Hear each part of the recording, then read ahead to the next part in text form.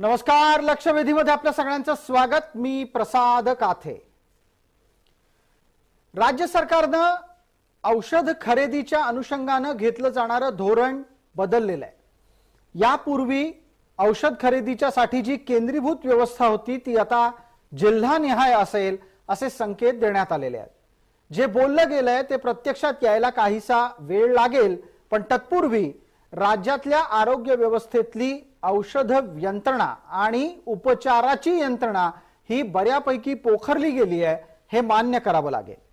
राज्यातली सरकार येतात आणि जातात, परिस्थिती तशीच राहते हीच चिंतेची बाब आहे। नव्या धोरणामध्ये नांदेडच्या घटनेनंतर जे काही बदल होऊ घातलेले आहेत ते बदल पुरेसे आहेत का हे आपल्याला यासाठी विचारणं गरजेचं आहे, कारण जर नवे बदल आणि नवी धोरणं ही तात्पुरती मलमपट्टी असेल तर वेळ गेल्याच्या नंतर कोणत्याही प्रकारे आरडाओरडा करून आपल्याला चालणार नाही, कारण ही तात्पुरती मलमपट्टी रोग पूर्ण बरा करणारी नाही ही वस्तुस्थिती आहे। आजच्या चर्चेत आपल्याला त्यानिमित्तानं हे औषध खरेदीचं गौडबंगाल नक्की काय असतं हे जाणून घ्यायचं आहे। या चर्चेत आपल्या सोबत सहभागी होणाऱ्या मान्यवरांचा मी आपल्याला पटकन परिचय करून देतो। आपल्या सोबत डॉक्टर अमोल अन्नदाते आणि डॉक्टर अविनाश भोंडवे हे दोन आरोग्य विश्लेषक आहेत। माझ्यासोबत मुंबईच्या स्टुडिओमध्ये महाराष्ट्राचे माजी आरोग्य मंत्री आणि आत्ताच्या सरकारचे वैद्यकीय सल्लागार म्हणावं हे डॉक्टर दीपक सावंत आहेत। सर्व मान्यवरांचं आपण या चर्चेत स्वागत करतोय। माझा पहिला प्रश्न हा थेट डॉक्टर दीपक सावंत आपल्याला आहे। सावंत साहेब, राज्य सरकार आता म्हणायला लागलंय की त्यांनी आरोग्य विषयक औषध खरेदीचं धोरणच बदललेलं आहे। काल परवापर्यंत ही औषध खरेदी आरसीच्या माध्यमातून केंद्रीभूत व्यवस्थेच्या अंतर्गत होत होती, आता ती वेगळ्या पद्धतीने होईल। सामान्य माणसाला समजेल अशा पद्धतीने तुम्ही सांगणं अपेक्षित आहे की सार्वजनिक रुग्णालयात, शासकीय सार्वजनिक रुग्णालयामध्ये जी औषधं रुग्णाच्या हातात दिली जातात ती त्याच्यापर्यंत कशी पोहोचतात? खरं तर आता जे काही माननीय मुख्यमंत्र्यांनी जो निर्णय घेतलेला आहे तो सध्याच्या परिस्थितीला अनुसरून अतिशय योग्य आहे। त्यांनी असं सांगितलं की जिल्हा स्तरावरती कलेक्टरच्या माध्यमातून अशा प्रकारची खरेदी व्हावी। हे काही नवीन नाही आहे। यापूर्वी देखील 80% खरेदी ही केंद्रीभूत पद्धतीने होत होती आणि 20% खरेदी ही जिल्हा स्तरावर किंवा 10% खरेदी ही जिल्हा स्तरावरती होती आणि एखादी साथ आली तर ती 20% त्याच्यामध्ये 10%ची वाढ व्हायची। अशा प्रकारचं, आणि हे आपल्याचकडे नाहीये, हे केरळमध्ये पण अशाच प्रकारचं आहे, तामिळनाडू पॅटर्न मध्ये पण अशाच प्रकारचं आहे। तर हे सर्व राज्यामध्ये अशा प्रकारची खरेदी केली जाते। फक्त ओडिसामध्ये 100% खरेदी ही केंद्रीभूत पद्धतीने होते। आपण पूर्वी हाफकिन मधून खरेदी करत होतो। हाफकिनकडे सगळ्या लोकांची मागणी जायची वेगवेगळ्या स्तरावरून आणि मग ती खरेदी हाफकिनच्या माध्यमातून टेंडर पद्धतीने होत होती जी। आता ही खरेदी जिल्हाधिकारी कार्यालयाच्या माध्यमातून आपल्याला होणे गरजेचं आहे, कारण त्या भागातल्या गरजा या वेगवेगळ्या दिसून येत आहेत आणि आत्ताचा जो काही प्रसंग आहे, दुर्दैवी प्रसंग आहे असं मी म्हणेन, हा दुर्दैवी प्रसंग टाळण्यासाठी आता हे करणं अत्यंत आवश्यक होतं। त्याप्रमाणे माननीय मुख्यमंत्र्यांनी हा अतिशय चांगला निर्णय घेतलेला आहे। मला डॉक्टर अमोल अन्नदाते आपल्यापर्यंत पोहोचायचं आहे। राज्य सरकारच्या कडून घेतल्या जाणाऱ्या निर्णयाच्या संदर्भातला तपशील डॉक्टर दीपक सावंत यांनी दिला, पण माझा प्रश्न आपल्यासाठी असा आहे की जिल्हाधिकाऱ्यांना कळतं का कुठलं औषध घ्यायला हवं, कुठलं किती घ्यायला हवं, कुठलं कुठे पोहोचायला हवं? जिल्हाधिकारी हा काही ब्रह्मदेव नाही, तो प्रशासकीय यंत्रणेतला एक घटक आहे। त्याच्याकडे एका विशिष्ट क्षेत्राचं वैद्यकीय स्वरूपातलं ज्ञान असेलच असं नाही। मग अशा वेळेला निर्णय पुढे मागे झाले, वेळेवर नाही घेतले गेले, चुकीचे घेतले गेले, त्यासाठी कोणाला परत जबाबदार धरायला जायचं? प्रसादजी, मी खात्रीपूर्वक सांगू शकतो की थोडासा मला इको येतोय जी, तर मी माझे इयरफोन काढून बोलतो जी। तर मी खात्रीपूर्वक एक गोष्ट सांगतो की मला वाटतं माझा आवाज येतोय तुम्हाला? बिलकुल, तुमचा आवाज अतिशय नीट येतोय। हा, तर की जरी आपण विकेंद्रीकरण हे फक्त पहिली गोष्ट ही म्हणजे हेही नसे थोडके म्हणून आपण अगदीच प्रत्येक वेळी आपण शासनाला धारेवर धरतो, पण चला कुठेतरी आपण म्हणतो की एखादी व्यक्ती चला देवाचं नाव घेते, एकदा तरी त्यांनी देवाचं नाव घेतलं तरी चला आनंद आहे म्हणून आपण याचं कौतुक आधी करूया.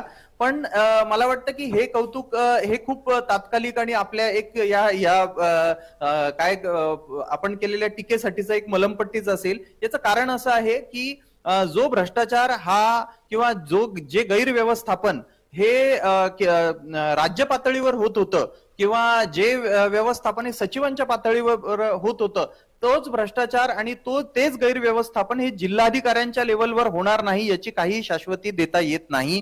आणि सगळ्यात महत्वाचं की आपण म्हणजे आता आपल्या सोबत दीपक सावंत जे आहेत, तर आपल्याला एक चांगली गोष्ट माहिती आहे की आरोग्य खात्यामधला सगळ्यात मोठा जी समस्या आहे आतापर्यंतची वर्षानुवर्षे, म्हणजे याची सुरुवात प्रसादजी होते. तुम्हाला आठवत असेल की 1985 साली जे मध्ये एक 20-25 लोकांचे डोळे गेले होते एक फॉल्टी ग्लिसरीनमुळे, आणि तेव्हा जस्टिस लिंटेन आयोगाने ची आपण स्थापना केली आणि त्यांनी एक खूप 600-700 पानांचा एक अहवाल, कशी खरेदी व्हायला हवी काय, जस्टिस लिंटन हे अतिशय अभ्यासू माजी न्यायमूर्ती होते. मला वाटतं की तो तेव्हाचा 80-90 सालचा जो अहवाल आहे तो आता आपल्याला मंत्रालयात सापडणार आहे, तो रद्दीत गेला असणार आहे. तर त्या एक तुम्ही समजून घ्यायला हवं की तामिळनाडू मॉडेल आपण म्हणतो. जवळपास मी विचारलं माझ्या एका आरोग्य अधिकाऱ्याला ज्यांनी बरीच वर्ष आरोग्य खात्यात काम केलंय, त्यांनी मला सांगितलं की अमोल 7 वेळा आतापर्यंत महाराष्ट्र राज्याचे आरोग्यमंत्री असू द्या, सचिव असू द्या, हे 7 वेळा 15-15 दिवस हे तमिळनाडू सरकारचं आरोग्य खात्याचं पाहुणचार घेऊन आले. पण तमिळनाडू मॉडेल काही अस्तित्वात येत नाही, फक्त तो चर्चेपुरता आणि आमच्या सारख्यांना एडिट पेजवर लिहिण्यापुरता तो राहिलेला आहे. तर त्याच्यामध्ये जिल्हाधिकाऱ्यांच्या ऐवजी एक पासबुक आपल्याला दिलेलं असतं आणि प्रायमरी हेल्थ सेंटर, सब डिस्ट्रिक्ट हॉस्पिटल आणि डिस्ट्रिक्ट हॉस्पिटल आणि मेडिकल कॉलेजच्या रेसिडेंट्स आणि नर्सेस, सगळ्यात आधी प्रसादजी कोणाला कळतं औषधं कमी आहेत म्हणून? नर्सेसला कळतं, डॉक्टरलाही नाही कळत. म्हणून मला वाटतं की त्यांची एखाद्या सॉफ्टवेअरच्या माध्यमातून ती नोंदणी ही पारदर्शक पूर्ण राज्याला, आरोग्य मंत्र्यांना, सचिवांना आणि मुख्यमंत्र्यांच्या सचिवांपर्यंत जर दिसली तरच ती खरेदी योग्य होईल. नाहीतर एक पॅरासिटामॉल किंवा एक काहीतरी क्लोरोक्विन घ्या आणि अख्ख्या राज्याला तुम्ही 2,500 कोटींचं टेंडर काढा, असे प्रकार परत घडतील असं मला वाटतं. की एकच मिनिट, या मुद्द्यावर आपण आणखीन पुढे चर्चा करू. मला पटकन डॉक्टर दीपक सावंतांना विचारायचं आहे, आपण तामिळनाडूचा पाहुणचार घेतलात? नाही. धन्यवाद. मी तामिळनाडूला नव्हतो. तुम्ही निदान तामिळनाडूत गेला नाहीत, पण तामिळनाडूचा पॅटर्न महाराष्ट्रात लागू झाला नाही, ही सुद्धा एक खेदजनक बाब म्हणावी. नाही, महाराष्ट्रामध्ये तामिळनाडूचा पॅटर्न राबवण्या अगोदर आपण हाफकिनला आपण हे काम दिलेलं होतं आणि हाफकिनच्या माध्यमातून आपण ही खरेदी केली. एकच गोष्ट मी सांगू इच्छितो की अशा प्रकारे जे सांगितलं, जे पासबुकाचा जो उल्लेख केला अमोल अन्नदात्यांनी, ते पासबुक हे प्रत्येकाकडे आहे आणि ही परचेसची डिमांड जी आहे ती त्या सिव्हिल सर्जनकडनं आणि त्या आरोग्य केंद्राकडनं येणार आहे. अशा प्रकारची व्यवस्था आहे. त्यामुळे जिल्हाधिकारी संपूर्णपणे हे डिसिजन घेणार नाही, तर वेगवेगळे त्यातले आरोग्य खात्यात उत्तर देऊ इच्छितात. एकच मॉडिफिकेशन दीपक सावंतजी मला सांगायचंय, म्हणजे सध्या ते सत्तेच्या खूप जवळ आहे, ते आपल्यासाठी त्यांच्यासारखी एक व्यक्ती आहे ही आपल्यासाठी आशादायी म्हणून सांगतो की या पासबुक कितपत आहेत किंवा त्याच्या नोंदी किती जातात किंवा त्याची किती नोंद घेतली जाईल याचं आपल्याला ऑडिट केलं पाहिजे. पण मला एक सांगायचंय की तमिळनाडू मॉडेलचा आपण जर सूक्ष्मपणे अभ्यास केला तर आता ऍप्सचा जमाना आलेला आहे, अगदी खेडोपाडी ओला उबर पोहोचलेला आहे. अशा वेळेला तमिळनाडू मॉडेलमध्ये एका इफेक्टिव्ह सॉफ्टवेअर आणि त्यांच्या फोन मधल्या ऍपचा वापर केला जातो आणि एखादं औषध किती संपलं किंवा किती ते दिलं रोज, तर त्या नोंदी त्या ऍपच्या माध्यमातून या सगळ्यांपर्यंत पोहोचतात. आता हाताने लिखापडी करून पासबुक ते जाणार, परत तो लाल फितीचा कारभार जो आहे. मला यात अमोल अन्नदाते एक विचारायचं असं आहे की कदाचित पासबुक हीच भ्रष्टाचाराच्या साठीची केलेली नवी रचना असू शकते का? नाही, मला यात म्हणजे नाही, भ्रष्टाचार हा कशा प्रकारे होतो हे जर सांगायचं झालं तर आपण त्याला एकदम डिटेल, मला वाटतं की या चर्चेत अपेक्षितही आहे की एकदा कळू तरी द्यात की नक्की औषधं पोहोचण्याच्या मधले जाळीतले शुक्राचार्य नक्की कसे असतात, कोण असतात. मला वाटतं की दीपक सावंतजी जेव्हा आरोग्यमंत्री होते तेव्हा त्यांनी म्हणजे पहिले आरोग्यमंत्री असतील त्यांच्यासाठी त्याच्याबद्दल त्यांचं अभिनंदन केलं पाहिजे की जेव्हा औरंगाबाद खंडपीठामध्ये याचिका दाखल झाली तेव्हा विधिमंडळामध्ये मला if I am not wrong मला सावंत सरांनी करेक्ट करावं की त्यांनी हे मान्य करून त्यांनी हे जाहीर केलं होतं की 297 कोटींचा गैरव्यवहार ह्या औषध खरेदी घोटाळ्यामध्ये झालेला आहे. तर मी जी माहिती घेतली किंवा जशा प्रकारे होतं की बऱ्याचदा किंवा जनऔषधी चळवळ जी आपल्याकडे चालू आहे तर काय होतं की जर बाजारामध्ये चांगल्या प्रतीची पॅरासिटेमॉल खरं तर औषधाचा प्रश्न सोडवणं इतकं सोपं आहे आता प्रसादजी की म्हणजे सगळ्यात सोपा प्रश्न आहे तो सोडवायला. तर समजा पॅरासिटामॉलची गोळी ही सगळ्यात चांगल्या दर्जाची गोळी ही 1 रुपयाला मिळत असेल तर बऱ्याचदा शासनामध्ये असं गृहीत घडलेलं आहे की 1 रुपयाची गोळी ही 1.5 रुपयांनी 2 रुपयांनी 2.5 रुपयांनी अशा चढ्या भावाने बऱ्याचदा हे जी औषधं आहेत ते खरेदी केले गेलेले आहेत. त्याच्यानंतर औषध खरेदीचं एक पॅटर्न असतं की वर्षानुवर्ष तुम्ही जर अभ्यास केला की औषध सप्लाय करणारी जी माणसं आहेत शासनामध्ये तर ती अनेक वर्ष तीच राहिलेली आहेत. म्हणजे नवीन मंत्री जेव्हा म्हणजे मी दीपक सावंतजींच्या काळामध्ये त्या मनाने त्यांनी MR खूप चांगलं काम केलं. मला त्यांना म्हणजे त्यांच्यावर मला थेट यात दोष नाही ठेवायचा आहे पण एक नेहमीचा पॅटर्न आणि एक लक्षात घ्या प्रसादजी मला तुम्हाला करेक्ट करायचंय की फक्त आरोग्य मंत्र्याचा याच्यात एक रोल असतो पण 5 खात्यांमध्ये औषध खरेदी होते.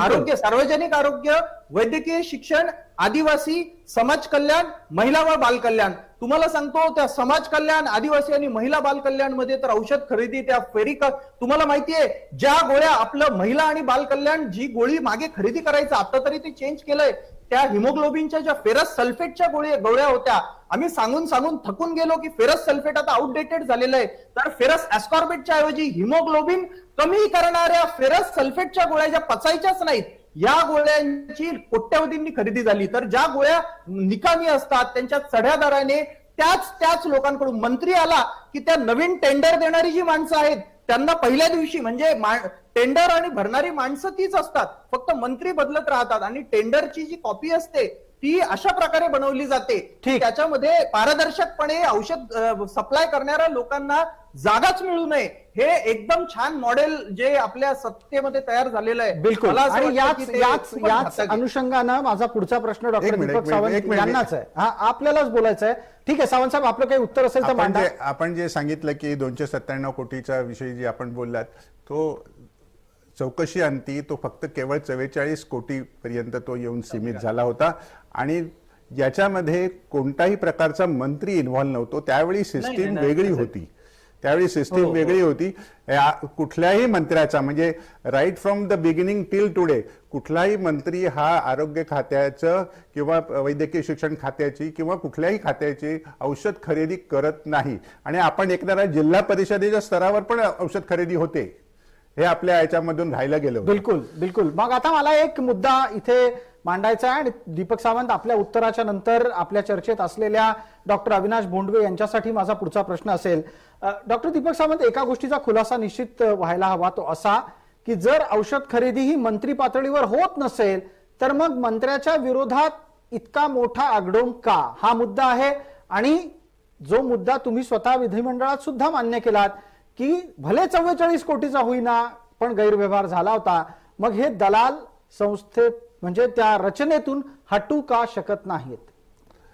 नाही असं असते की आता एखाद्या औषधाची डिमांड येते ती डिमांड त्यावेळी त्या साथीच्या अनुषंगाने येते. साधारणपणे आम्ही असं एक्सपेक्ट करतो की येणाऱ्या पावसाळ्यामध्ये डेंग्यू मलेरिया मोठ्या प्रमाणावर त्यामुळे त्याची खरेदी ही 3 महिने अगोदर करणं आवश्यक असते. त्या खरेदीच्या माध्यमातून कधी कधी ही मागणी जास्त मोठ्या प्रमाणावरती होते आणि ती मागणी कदाचित त्यांना गेल्या 10 वर्षाचा ते अनुभव घेतात आणि मग ती डिमांड ठेवली जाते आणि याच्यामध्ये कदाचित गफलत होते. यामध्ये जे थोड्या वेळापूर्वी अन्नदाते म्हणाले की ज्या औषधांची आता गरज नाही जी औषधं आता आउटडेटेड वाटतायत त्यांचीही वारंवार खरेदी का होत राहते. आता जी औषधं आउटडेटेड आहेत असं मानलं जाते ते FDAचं काम आहे की ह्या औषधांवरती बॅन करायचा किंवा ही औषधे खरेदी करू नये अशा प्रकारच्या सूचना त्या डिपार्टमेंटला द्यायच्या. हे त्यांच्याकडून येणं अत्यंत आवश्यक असते. म्हणजे थोडक्यात काय तर प्राप्त स्थितीमध्ये आपल्याला दिसतंय की पायात पाय आहेत औषध खरेदीच्या दरम्यान, आणि त्यात सुद्धा एक व्यवस्थित यंत्रणा या निमित्तानं कार्यरत आहे, जी मंत्र्याला ताब्यात घ्यायचा प्रयत्न करत असते. आपल्याला आता डॉक्टर अविनाश भोंडवे यांच्यापर्यंत पोहोचायचं आहे. डॉक्टर अविनाश भोंडवे महाराष्ट्राच्या IMA चे माजी अध्यक्ष राहिलेले आहेत. आता आपण भोंडवे साहेब वैद्यकीय सेवेत, व्यक्तिगत वैद्यकीय सेवेत म्हणजे खासगी प्रॅक्टिस करता आहात. मला आपल्याला असं विचारायचं आहे की जेव्हा एखाद्या खासगी रुग्णालयाची औषध खरेदी असते तेव्हा काय काळजी घेतली जाते जी सरकारसाठी आदर्शवत ठरली पाहिजे? अगदी बरोबर आहे. अगदी हाच मुद्दा मला मांडायचा होता. एक लक्षात घ्या की कुठल्याही रुग्णालयाला असेल, दवाखान्याला असेल किंवा शासकीय रुग्णालयाला असेल, जी औषधं लागतात त्याचा एक मॅनेजमेंटचा स्टडी असतो की साधारणतः दर महिन्याला कुठलं औषध किती लागतं, किंवा आता सावंत सर म्हणाले त्याप्रमाणे कुठल्या एखाद्या साथीच्या काळात, पावसाळ्याच्या काळात कुठली औषधं जास्त लागतात, त्याप्रमाणे त्याची आगाऊ नोंदणी केली गेली पाहिजे आणि त्याप्रमाणे ती औषधं सिलेक्ट केली गेली पाहिजेत. तर ही नोंदणी जाऊन सुद्धा अनेकदा ती पूर्ण होत नाही आणि त्यामुळं अशी बऱ्याचदा परिस्थिती येते. ही नोंदणी पूर्ण न होणं किंवा नोंदणीला उत्तर मिळून किंवा त्याप्रमाणे औषधं न मिळण्याची जी मुख्य कारणं आहेत, त्यामध्ये सर्वात महत्वाचं कारण म्हणजे आपल्याकडं, आपण जरी आज राज्य सरकारने असं जाहीर केलेलं असलं की कलेक्टर लेवलला ही औषधं मिळतील, पण राज्य सरकारनी, इव्हन केंद्र सरकारने सुद्धा या औषधांसाठीचं जे बजेटिंग केलेलं असतं ते पुरेसं नसतं. त्याच्यामुळे बऱ्याचदा पैसे नसल्यामुळं ही औषधं घेतली जात नाही. दुसरी एक गोष्ट अशी की आता आपण जर पाहिलं की टेंडर पद्धतीने फक्त किमतीचा विचार करून औषधं घेतली जातात. त्या औषधांची जे काही गुणधर्म आहेत किंवा त्यांची जी गुणवत्ता आहे याचा विचार करून ती औषधं घ्यावी लागतात आणि बऱ्याचदा म्हणजे ओव्हरस्टॉक होऊ नयेत अशा पद्धतीचं एक मॅनेजमेंटच्या याच्या दृष्टीने, त्या हॉस्पिटल मॅनेजमेंटच्या दृष्टीने की आपल्याला किती औषधं रोजच्या रोज लागतात, किती आपण स्टॉकला लागतील, किती पुढच्या महिन्यात लागतील, किती त्याच्या पुढच्या महिन्यात लागतील, याप्रमाणे एखादा फ्लोचार्ट करून तो सबमिट केला जातो आणि त्याप्रमाणे मग त्याची ऑर्डर योग्य औषधं घेऊन दिली जाते. तर हे आपल्या इथं होत नाही आणि त्याच्यासाठी जे बजेटिंग आहे तेही मुळात होत नाही. दुसरी एक छोटी गोष्ट त्याच्यामध्ये अजून एक मला हे टाकायचं आहे, ते म्हणजे की हे केवळ औषधांबद्दलच नाहीये. तर औषधं म्हणजे गोळ्या, इंजेक्शन तर झालीच, पण त्याचबरोबर जी उपकरणं असतात त्या उपकरणांची डिमांड किंवा त्याची मागणी, ऑक्सिजन सारखी गोष्ट, ह्याची सुद्धा पूर्णपणे एक फ्लोचार्ट करून त्याप्रमाणे त्याची ऑर्डर देऊन ते मागावं लागतं. आणि यामध्ये साहजिकच पैशांची घासाघीस ही एवढी मोठी ऑर्डर असल्यामुळे करावी लागते, परंतु तू घेताना आपण कमी पैसे देऊन निकृष्ट माल तर घेत नाही ना, याची खात्री निश्चित मनात बाळगावी लागते. आणि आता जे अमोल अन्नदाते म्हणाले की जस्टिस लेंटिन आयोगाच्या वेळेला जे काही झालं होतं की ते चुकीचं औषध किंवा ज्या औषधामध्ये दोष होता अशा प्रकारचं औषध वापरल्या गेल्यामुळं अनेकांचे डोळे गेले. तर ह्या गोष्टीकडेही लक्ष द्यायला पाहिजे, निधी आणि गुणवत्ता. बिलकुल. या निमित्तानं चर्चेतला पुढचा प्रश्न माझा आपल्यालाच आहे, तो असा की जी वितरण यंत्रणा आहे राज्य सरकारची, ती वितरण यंत्रणा सुद्धा दुरुस्त करण्याची गरज आहे का? निश्चित. कारण यामध्ये आपण आता अगदी याच्या पॅरलल आपण कोविडच्या काळातलं उदाहरण घेतलं तर काही एक मधल्या शेवटच्या काळामध्ये असं झालं होतं की रेमडेसिवीर हे इंजेक्शन मिळत नव्हतं. मग त्यानंतर त्याही वेळेला ती कलेक्टरच्या ताब्यात दिली होती आणि त्यावेळेला मग ते त्याची जी काही गरज होती त्याप्रमाणे मागणी होत होती, त्याप्रमाणे ते खासगी हॉस्पिटल्सना आणि सरकारी हॉस्पिटल्सना वेळेवर जात होती. तर ही जी वितरण यंत्रणा आहे ही जिल्हा स्तरावर अतिशय सक्षम रीतीने आणि कुठल्याही प्रकारचा गैरव्यवहार किंवा भ्रष्टाचार होणार नाही अशा पद्धतीने तयार करणं आवश्यक आहे. एक छोटीशी गोष्ट मला, एक तुम्ही मगाशी म्हणालात की कलेक्टरना हे माहिती असतं का हो की कुठलं औषध किती चांगलं असतं, तर हे अगदी त्याच्याबद्दल इंडियन मेडिकल असोसिएशननी राष्ट्रीय पातळीवर एक खूप पूर्वीपासून एक अशी मागणी केली होती की ही जी आपली वैद्यकीय सेवा आहे ही संपूर्ण देशामध्ये जी पसरलेली आहे, तर याच्यासाठी ज्याप्रमाणे ऍडमिनिस्ट्रेशन सर्व्हिस आहे, ज्याप्रमाणे पोलीस सर्व्हिस आहे, IPS, IAS, त्याप्रमाणे इंडियन मेडिकल सर्व्हिस या पद्धतीचं ऍडमिनिस्ट्रेटिव्ह मेडिकल एक जाळं तयार करावं आणि त्या पद्धतीचं जर केडर केलं तर ह्या गोष्टी जास्ती सुकर होतील आणि लवकर होतील असं आमचं मत होतं. बिलकुल. मला डॉक्टर दीपक सावंत यांच्यापर्यंत पोहोचायचं आहे आणि विचारायचं आहे की नांदेडमध्ये औषध अपुरी असणं हे एक कारण दिलं गेलं आणि त्या अनुषंगाने वेळेवर उपचार मिळाले नाहीत असं म्हटलं गेलं. दुसऱ्या बाजूला असंही सांगितलं जातं की औषधं असतात पण ती रुग्णाला द्यायच्या ऐवजी रुग्णाला बऱ्याचदा स्वतःची औषधं आणायला सांगितलं जातं. यातून जे काही व्यवस्थेतून कमाई करणारे व्यक्ती आहेत, मंडळी आहेत, दलाल आहेत, त्यांच्यावर तुम्ही लगाम कसू शकणार आहात का? निश्चितपणे माननीय मुख्यमंत्र्यांनी या बाबतीमध्ये सुतोवाच केलंय की याच्यामध्ये कोणालाही स्पेअर केलं जाणार नाही. जे जे कोणी याच्यामध्ये दोषी असतील त्या सर्वांना आपण याच्या कटघऱ्यात उभं करून त्यांना याच्याविषयीचा जाब विचारणार आहोत. दुसरं एक मला महत्वाचं सांगायचं आहे की आपल्या मार्फत एक सूचना करायची आहे की ज्याप्रमाणे केंद्र सरकारने अमृत कॅन्सर योजना सुरू केली की कॅन्सरची औषधे ही ठराविक दरामध्ये उपलब्ध आहेत, कधी कधी 60% कमी मध्ये असतील, अशी त्याची सेंटर्स कमी असतील, पण त्याप्रमाणे लाईफ सेव्हिंग जे ड्रग्ज आहेत, मेरोपेनम सारखा अँटीबायोटिक असेल किंवा टॅक्सिम सारखा जे हायेस्ट कॉस्टला आज मिळते, त्याच्यावरती देखील केंद्र सरकारने याच्यावरती जर कंट्रोल आणला आणि जर ती अशा प्रकारच्या इमर्जन्सीमध्ये जर ती दिली गेली तर मला असं वाटतं की राज्य शासनाला देखील सुकर होईल आणि आपल्याकडे हे महागडे औषध बाहेर लिहून दिलं जाणार नाही, उलट ते तिथल्या तिथे मिळेल आणि त्याचा लोकांना फायदा होईल आणि लोकांचे जीव वाचतील. याच्यातला एक मुद्दा आपल्याकडूनही अजून अपेक्षित करतो आणि डॉक्टर अन्नदातेंनीही त्यावर बोलावं अशी माझी त्यांना विनंती आहे. डॉक्टर दीपक सावंत, जनौषधीचा जमाना आहे. 2014ला केंद्रात आलेल्या सरकारच्या माध्यमातून मोदींनी सातत्यानं जनौषधीचा प्रचार केलाय. कारण बऱ्याचदा हे लोकांना लक्षातच येत नाही की पॅरासिटामॉल ही गुणधर्म असलेली एक औषधी आहे. तशाच पद्धतीचे गुणधर्म असलेल्या इतरही स्वस्त दरातल्या गोळ्या औषधं उपलब्ध असतात, पण एका ब्रँडचा प्रचार सर्वाधिक होत असतो. जर जनौषधीचा प्रचार हा केंद्र सरकार करत असेल तर मग राज्य सरकार अधिकाधिक स्वस्त दरातली जनौषधी घेऊन ती वितरित करायला मागे पुढे पाहतात का? नाही, जनऔषधीची म्हणजे जेनरिक मेडिसिनचे आता दोन प्रकार झाले. एक जेनरिक मेडिसिन बेसिक आणि जेनरिक मेडिसिन ब्रँडेड, अशा प्रकारचा एक दोन प्रकार झालेले आहेत. तर मला असं वाटतं की जनऔषधीची दुकानं खूप मोठ्या प्रमाणावरती आहेत, ती अजूनही निघायला पाहिजेत, लोकांपर्यंत पोहोचायला पाहिजे. आपण थोडंसं कमी पडतोय त्या बाबतीत, मी मान्य करतो, पण त्याचबरोबर लोकांचा कल हा ब्रँडेड औषधांकडे असतो. अमोल अन्नदाते साहेबांनी किंवा भोंडवे साहेबांनी गेल्यावेळी जे प्रिस्क्रिप्शन दिलं आहे त्याचा जो रॅपर आहे तो रॅपर नसेल किंवा ते नाव नसेल तर ते त्यांना असं वाटतं की कदाचित डॉक्टर साहेबांनी कुठलं तरी दुसरं औषध मला लिहून दिलंय. त्यामुळे लोकांचं देखील या बाबतीमध्ये लोकजागरण होणं अत्यंत आवश्यक आहे. पटकन अमोल अन्नदाते, आपण यावर बोलावं आणि मुद्दा याच निमित्ताचा आहे की लोकांनाही स्वस्त दरातली औषधं असतात, जनऔषधीचा प्रचार त्यांच्यापर्यंत पोहोचला तर हे समजेल आणि तशा पद्धतीचा त्यांचाही मानसिकतेतला बदल होऊ शकेल. अगदी एकच मिनिटामध्ये मी हा विषय अगदी शॉर्ट सांगतो प्रसादजी. हे खूप सोपं आहे, पण आपल्या सध्याच्या राजकीय व्यवस्थेला ते करणं अशक्य आहे. की एक साधी गोष्ट सांगतो की ही सगळी औषधं जी आपल्याला भारतभर दिसत आहेत, ही सगळी कुठे तयार होतात तर हिमाचल प्रदेशच्या बद्दी नावाच्या गावामध्ये ही सगळ्या फॅक्टरीज लागलेल्या आहेत. सिप्ला, लुपिन पासून सगळ्या प्रायव्हेट कंपनीज तिथेच तयार होतात. अगदी साधी गोष्ट, दीपक सावंतांसारखी एक पारदर्शक व्यक्ती नेमणे, जी शासकीय किंवा अशासकीय असेल, जिथे सिप्ला किंवा लुपिनची सगळ्यात बेस्ट औषधं आणि त्यांची औषधं ही बेस्ट असतात. सध्या सिप्ला जी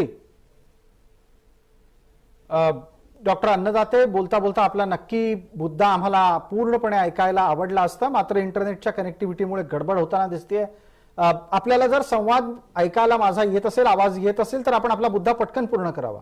जिथे स्टँडर्ड कंपनीची औषधं तयार होतात तिथून जाऊन शासनाने थेट त्या फॅक्टरीज मधून, हिमाचल मधून ती खरेदी करावी, त्यांना अगदी स्वस्त दरात ती औषधं मिळतील. अगदी सोपं.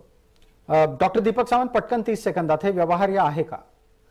हे व्यवहार्य वाटत नाहीये सध्याच्या परिस्थितीमध्ये, कारण याच्यासाठी फार मोठी यंत्रणा लागणार आहे आणि ही यंत्रणा सध्या तरी मला वाटत नाही काही वर्षात होणं शक्य आहे.